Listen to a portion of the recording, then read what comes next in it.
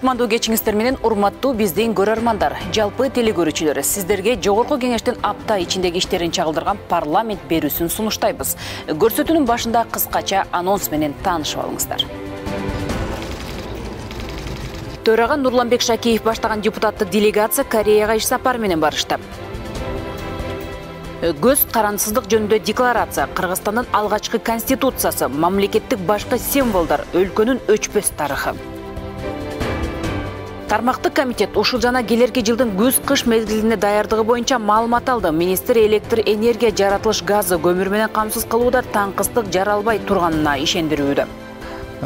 Ушул мынакей газ маселеси да мынакей быйыл абдан тарыш болот.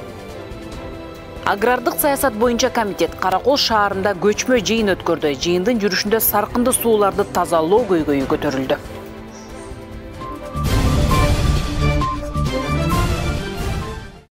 Төрага Нурланбек Шакиев жана бир катар эл өкүлдөрү иш сапар менен Кореяда болушту. Төрага Борбор Азия мамлекеттеринин жана Корея Республикасынын парламенттеринин төрагаларынын алгачкы кеңешмесине катышты. Анда биргелешкен декларация кабыл алынып, тараптар энергетика, туризм, инфраструктура, билим берүү, саламаттыкты сактоо, тоо-кен тармагы өңдүү, артыкчылыктуу багыттарда кызматташтыкты кеңейтүүнү талкуулашты. Жогорку Кеңештин төрагасы Нурланбек Шакиевдин түштүк Кореяга болгон иш сапары алгач Корея Республикасынын улуттук ассамблеясынын төрагасы Ким Чжин Пхо менен жолугушуудан башталды. Жолугушууда Кыргызстан менен түштүк Кореянын ортосундагы саясий, экономикалык, маданий, гуманитардык алакаларды арттыруу, айрыкча парламенттер аралык кызматташтыкты кеңейтүү маселелери талкууланды. Төрага Нурланбек Шакиев Кыргызстандын түштүк Корея мамлекети менен калыптанып калган байланыштарды мындан арыда бекемдөөгө кызыктар экендигин белгилеп, акыркы жылдары эки өлкө ортосунда соода жүгүртүүнүн көлөмүн жогорулатуу жана биргелешкен инвестициялык долбоорлорду ишке ашыруу максатында алгылыктуу иштер жасалганын айтты. Биз үчүн түштүк Корея өнүгүүнүн ар тараптуу багыттарына чоң үлгү жана өбөлгө деп билем. Себеп дегенде бүгүнкү күндө Корея Республикасынын алдыңкы технологиялары бүтүндөй дүйнөнү таң калтыруу менен эң алдыңкы орунда келатат. Андыктан биз Кореянын экономикасына, өнүгүү моделине абдан кызыктарбыз. Өз кезегинде Корея Республикасынын улуттук ассамблеясынын төрагасы Ким Чжин Пхо демократиялык багыттагы жетишкендиктери менен өзгөчөлөнгөн Кыргызстан Кореянын Борбор Азиядагы маанилүү өнөктөшүнүн бири экенин белгилеп, эки өлкө ортосундагы соода экономикалык, маданий, гуманитардык байланыштарды арттыруу жаатында пикирлери менен бөлүштү. Андан соң парламент жетекчилери Корея Борбордук Азия аймактык кызматташтыгынын көз карашы жана багыты кийинки 30 жыл үчүн жаңы кадам аталышындагы өткөн сессияда парламент төрагалары алакаларды арттыруу жаатында пикирлери менен бөлүштү. Өз кезегинде Жогорку Кеңештин төрагасы Нурланбек Шакиев өткөрүлүп жаткан жолугушуу мамлекеттер аралык байланыштарды арттырууда өзгөчө мааниге ээ экенин белгиледи. Бүгүн биз Борбордук Азия Корея Республикасы өлкөсүнүн парламенттер ортосунда жаңы платформанын жаралышына күбө болдук. Бул биздин өлкөлөрдүн кызматташтык маселелери боюнча пикир алмашууга жана угууга мүмкүнчүлүк түзүп, мындан ары өнүктүргө жана бекемдөөгө кошумча түрткү берерине толук ишенем. Корея Республикасы менен достукта жана ишенимге негизделген өнөктөштүктү өнүктүрүүгө кызыктар экендигин айткан Нурланбек Шакиев туруктуу өнүгүүгө багытталган биргелешкен иш-чаралар тууралуу сөз кылды. Дипломатиялык мамилелер түзүлгөндөн бери Кыргыз-Корей мамилелери ыраттуу өнүгүп келе жатат. Бул мезгилдин ичинде тараптар көптөгөн тармактарда мамилелерди туруктуу өнүктүрүү үчүн жагымдуу шарттарды түзө алышты. Борбор Азия жана Кореянын ортосундагы экономикалык кызматташтык аталыштагы сессияда Жогорку Кеңештин депутаты Камиля Талиева дагы сөз сүйлөп, ал экономикалык кызматташтыкты арттыруунун негизги багыттарына токтолду. Кыргызстан менен Кореянын ортосундагы эки тараптуу товар жүгүртүү акыркы 5 жылда 5 эседен ашык өстү. Учурда эки тараптуу сооданын көлөмү жакшы көрсөткүчкө жетти. Бул ыңгайда ушул мүнөздөгү багытты инфраструктура, транспорт, өнөр жай, санариптештирүү, тоо-кен жана текстиль тармактарында ар кандай ири долбоорлорду ишке ашыруу жолу менен сактап калуу маанилүү. Сеул шаарында өтүп жаткан иш-чарада Жогорку Кеңештин төрагасы Бактыбек Чойбеков сөз сүйлөп, ал акыркы ааламдашкан доордо ар бир мамлекет маалыматтык, коммуникациялык технологияларды өнүктүрүүгө жана санариптештирүүгө өзгөчө басым жасашы керектигин айтты.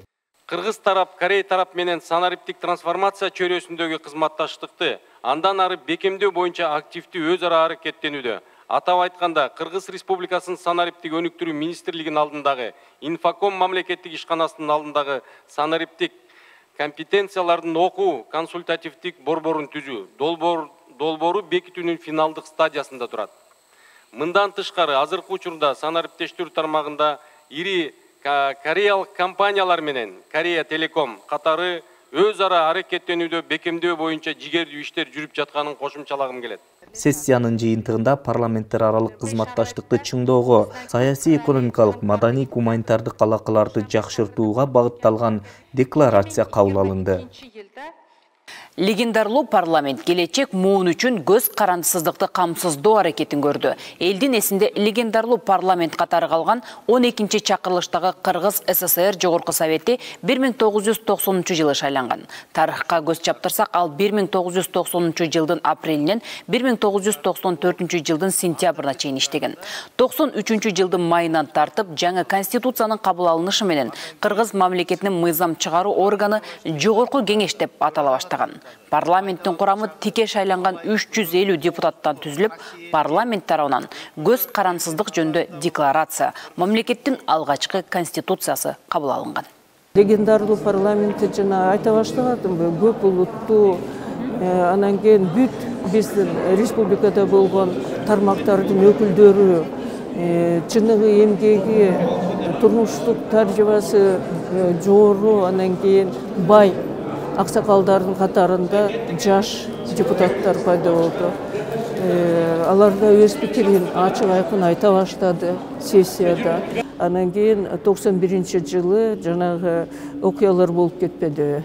Беловежская пущага тиги 3 чоң славян мамлекеттин жетекчилери барып, мен тамашалап айтам, 40-чы чайга тоюп алышканбы билбейм, чыгып, тиги Союздан чыгуу тууралуу маселени чечип чыгышты. Демек, Советский Союз баягы бардыгыбызды бириктирип аткан, мекен тутуп аткан мамлекетти куратып атышат да. Анан биз да кыргыз элбиз.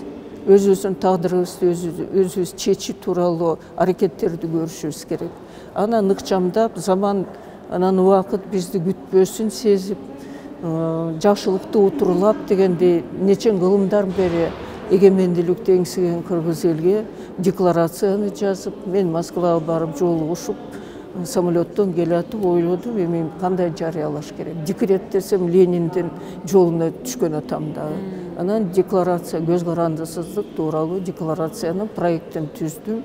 Анан долбоор менен депутаттарды чогултуп, тиги төрагага кирип түшүндүрүп.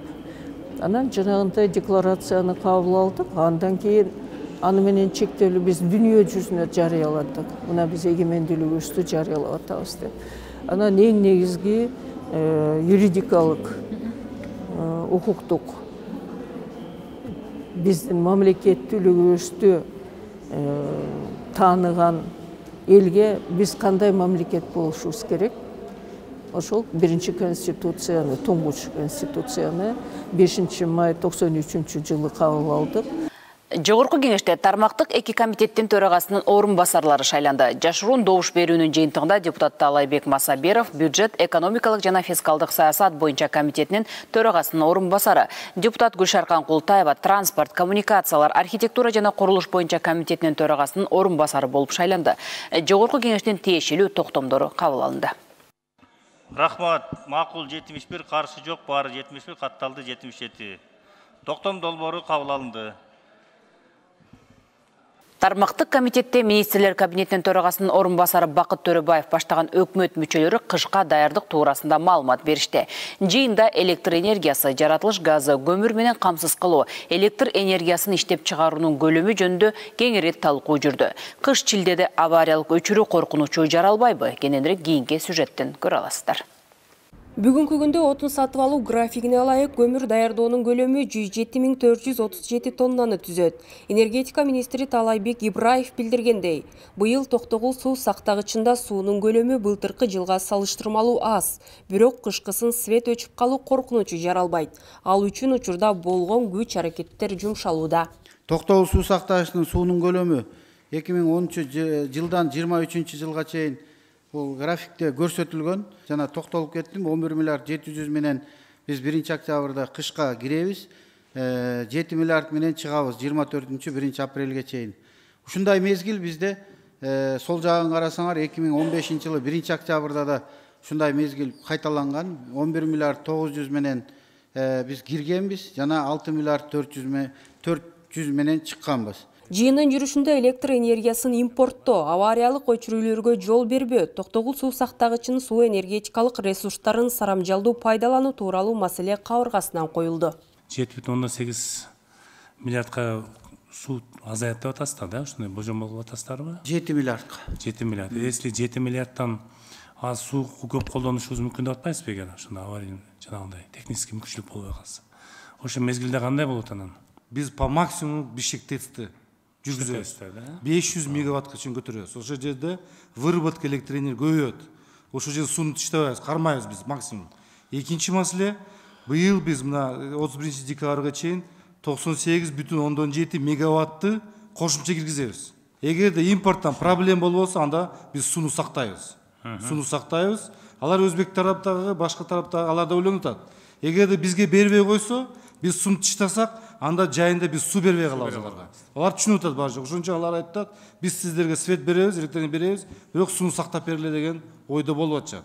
Калктын кышка даярдыгы талкууланган жыйында эл өкүлдөрү электр энергиясын өндүрүүнүн көлөмүнө, Бишкек жебин сапаттуу көмүр менен камсыз кылууга өзгөчө көңүл бурушту. Азыркы мезгилде, мисалы мына Бишкек ТЭЦ былтыркы жылы экология менен эки министрликтин ортолугунда, экология министрлиги менен Бишкек ТЭЦтин ортолугунда бир мындай пикир келишпестик болуп атканда, ошондой дооматтары жокпу бул Минприроданын?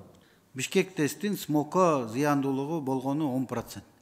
Биз эми документ менен сүйлөп атабыз да, анан бүгүнкү күндө мына ошол эле азыр ТЭЦтин жетекчиси айтып кетти, ошол 2 фильтр тең бизде жылыга мындайча айтканда тазаланып турат. Бизде ошол фильтрлер бүгүнкү күндө турат. Тармактык комитетте эл өкүлдөрү жаңы имараттарды газдаштыруу иштерин начар жүрүп жатканын жүйө келтиришип, Газпром Кыргызстан ишканасына нааразычылыктарын жашырышкан жок. Булар боюнча сөз жок, буларга мен ишенбейм. Анан кечээ эми тиги Абдилдаевка эмне үчүн, за какие заслуги танк медалын бердиңер, аны да билбейм. Кышында мынакей газ жок, газ өчүп калды, ошон үчүн бердиби? Эми ал маселе биз үчүн караңгы. Ушул мынакей газ маселеси да мынакей быйыл абдан тарыш болот. Ошондой эле жыйында күндүн энергиясын пайдалануу менен электр энергиясын иштеп чыгуу жана чакан ГЭСтерди куруу боюнча жүрүп жаткан иштер тууралуу маалымат берилди. Парламенттен аргандай маселелер саатында үй бүлөлүк зомбулук, азык түлүктүн кымбатташы, жол көйгөйү, мектеп курулушу башталып, аягына чыкпай жаткан социалдык объекттерди депутаттар трибунада көтөрүшүп, министрлер кабинетинин өкүлүнө кулак кагыш кылышты. Аргандай маселелер саатында көтөрүлгөн көйгөйлөрдүн бири жол маселеси болду. Ош Араван Чекават жолунда Кудай буйруса башталат деп айтты эле, бүгүнкү күнгө чейин дарек жок. Ноокат Араван Уйгурабад жолу министрдин орун басарлары экөө барды, кийин жакында да бирөө барып көрдү. Барышып атат, эл менен жолугат, баарын көрүп болду, мына киргизебиз дейт, бүгүнкү күнгө чейин дагы эле киргизелек. Азык түлүктүн кескин кымбаттап жатканы депутаттардын тынчын алууда. Бир кап унга бир заматта 1000 сом акча кошулду. Бул деген өтө бир мындай өкмөттүн болгон шалакылыгы, өкмөттүн болгон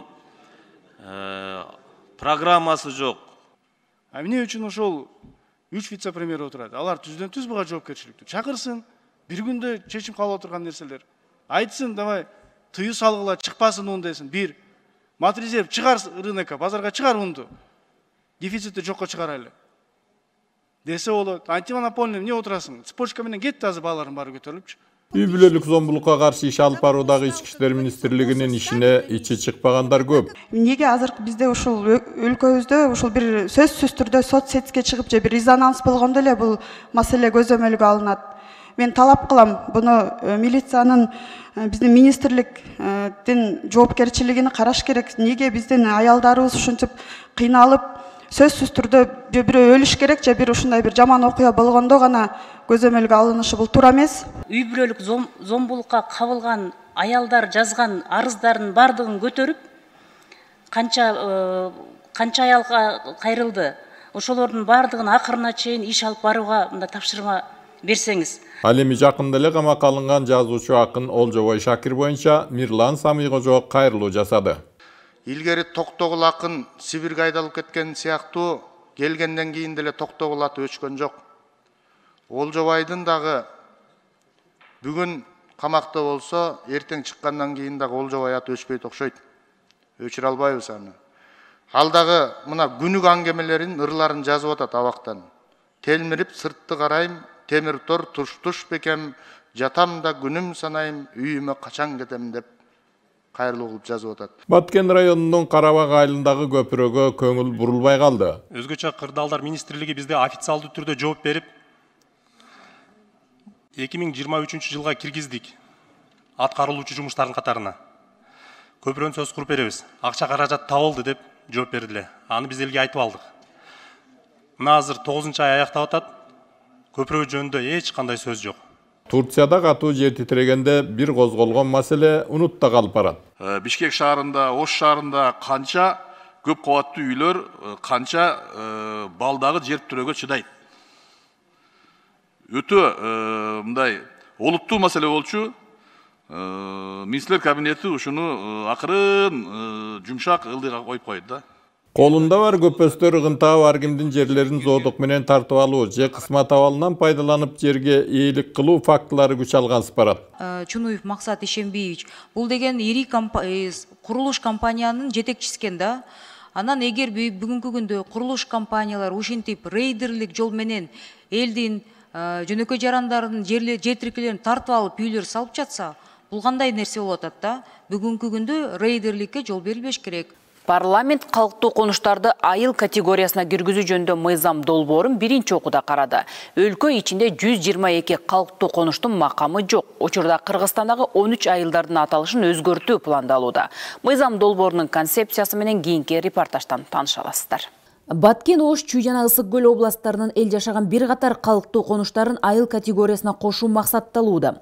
Калктуу конуштарды айыл категориясына киргизүү тиешелүү аймактык социалдык экономикалык өнүгүүсү үчүн инвестицияларды тартууга, ар кандай долбоор менен кызматташууга, жергиликтүү маанидеги маселелерди жоопкерчилик менен чечүүгө жана өз алдынча өнүгүүгө түрткү берет. Жыйындын жүрүшүндө депутат шаар ичинде айылдардын көп экенин мисал келтирип, аныктамаларынын айырмасын тактады.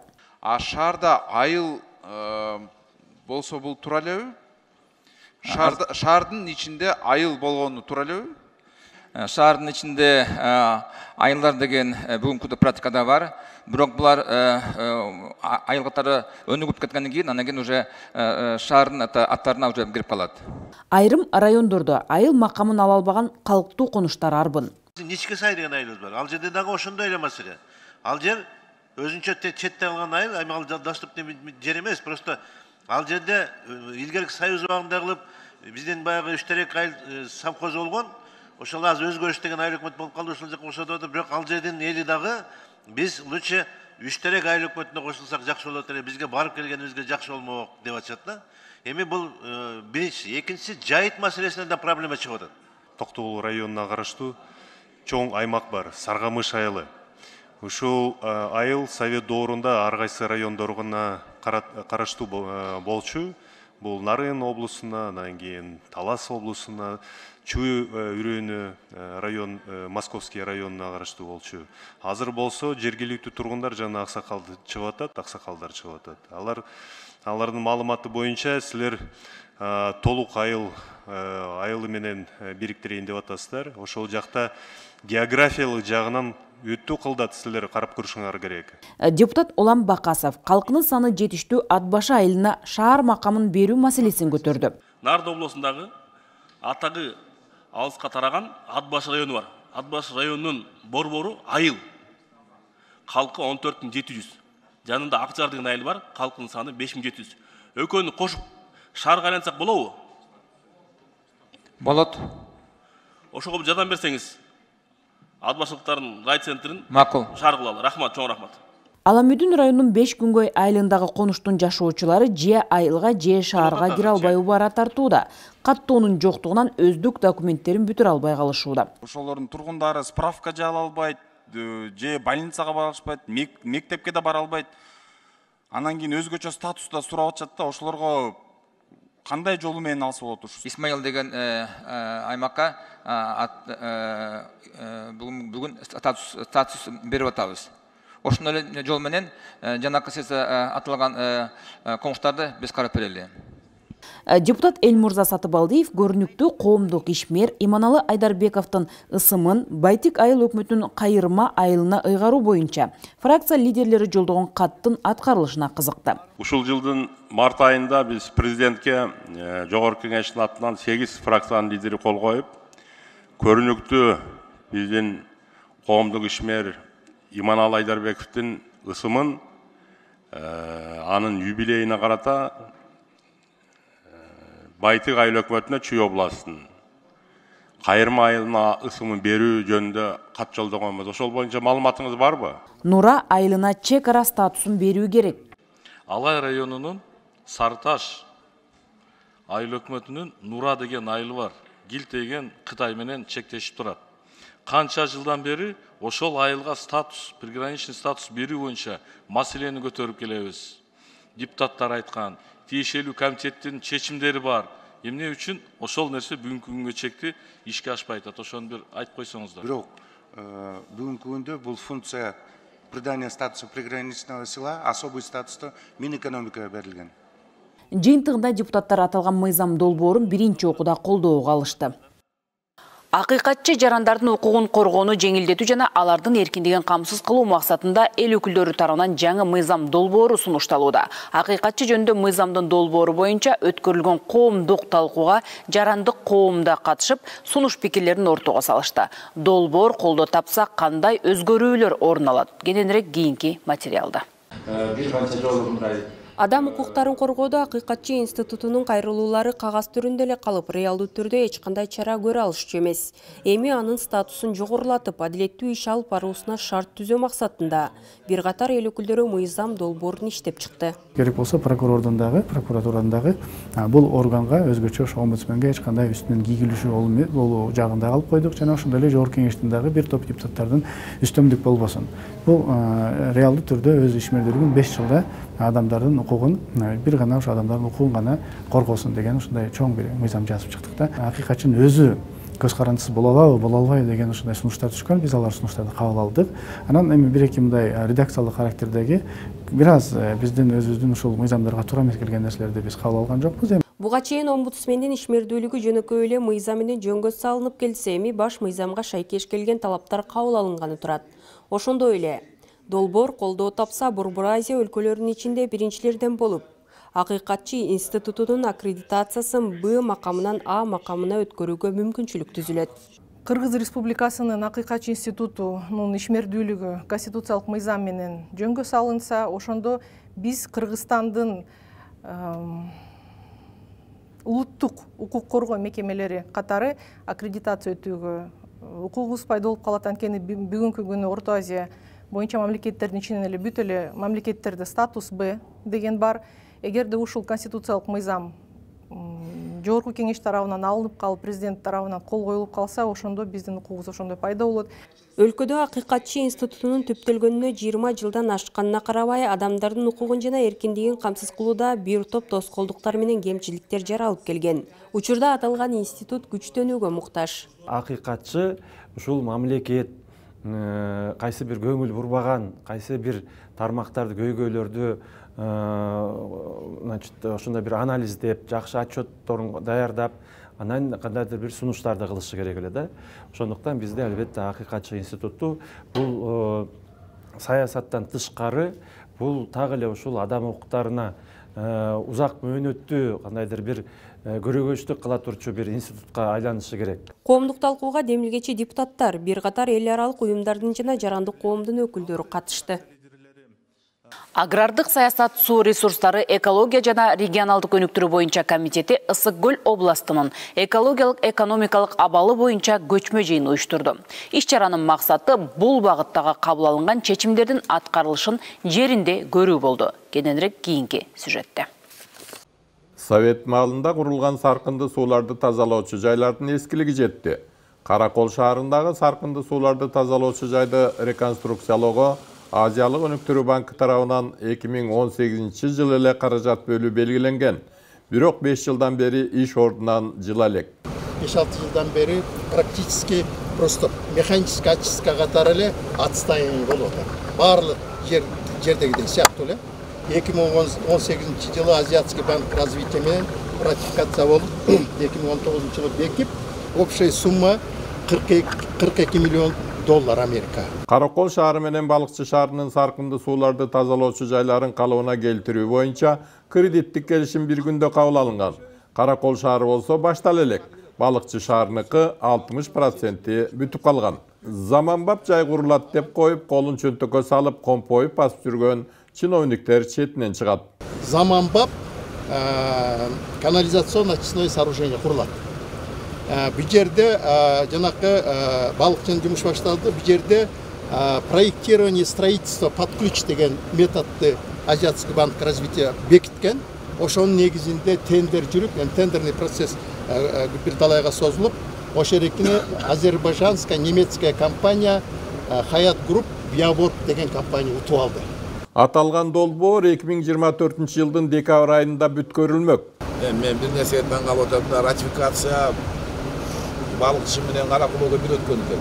19 жылы. 19 ратификациядан бир өткөн экен. 4 жыл. Кара балыкчы уже 60% да бияк эмнеге башталып атат да. Эмне үчүн муну Госстрой кармап койду? Госстрой деле кармаган жок. Муну мындай болду да, эменикин балыкчыныкын сразу эле проект под ключ деп кетти да. Булардыкын болсо проектирование отдельно, строительство отдельно деп жиберди. Комитеттин жыйынында мына ушул маселе улантылып, Караколдогу саркынды сууларды тазалоочу жайдын курулушунун кечигип жаткан себептери такталды. Башында деген ошо Темел суу деген компания долбоорго гарантия бере албай койгон. Кандай тазалай аларынчы. Ошентип бир эле учурда кабыл алынган 2 долбоордун бири өз убактысы менен ишке ашырылып, экинчиси 5 жылдан бери токтоп турганына ким күнөөлүү? Түшүнбөй да калыппыз ошончо. Бул не кылган, не кызыкчылыгы бар жерде. Быйыл жылдын аягына чейин неме долбоорлор бүтөт, адаптациядан чыгып, анан жаздан баштап курулуш иштери башталып, 1,5 жылга созулат курулуш. Жыйындын жүрүшүндө тиешелүү министрликтер менен кызмат адамдарынын кашаңдыгы, аталган маселеге олуттуу көңүл бурулбай жаткандыгы баса белгиленди. Жергиликтүү бийликте долбоорду ишке ашырууга тоскоол болуп жаткан маселелерди ыкчам чечип берүүгө көңүлсүнбөй жатканы айтылды. Ошону менен бирге эле комитеттин жыйыны чечилбей жаткан трансформация маселесине кайрылып талкууга алды. Бизге тийген сельхозводия деп тийген, сельхозводия деп тийгенде 4,5 сотуктан эле бөлүнгөн 400 адамга бер жактагы акционерлик обществону кошкондо 500 адамга жер бөлүнүп кеткен, колдорунда бардыгынын кызыл китептери бар. Анын баары берген кадастр, архитектура баары чийген, ген пландар берген, көчөлөр баары чыгарып даярдап бергенбиз. Мындай айтканда биз үмүттөндүргөн, биз аткаруу бийлиги болуп атат, анан аягында эч ким жоопкерчиликти албай чечпей жатабыз. Эки жактын тең претензиясы жок экен. Муну мындай аткарылган эле жумуш экен. Муну чечкенге өзүбүз аракет кылалы. Урматтуу мен аракет кылсаңыз оңой бүтөт. Программа Жогорку Кеңештин коомчулук жана жалпыга маалымдоо каражаттары менен иштөө бөлүмү тарабынан даярдалып, мен Жылдыз Жолдошбаева алып бардым. Эфир аркылуу жолукканга чейин саламатта калыңыздар.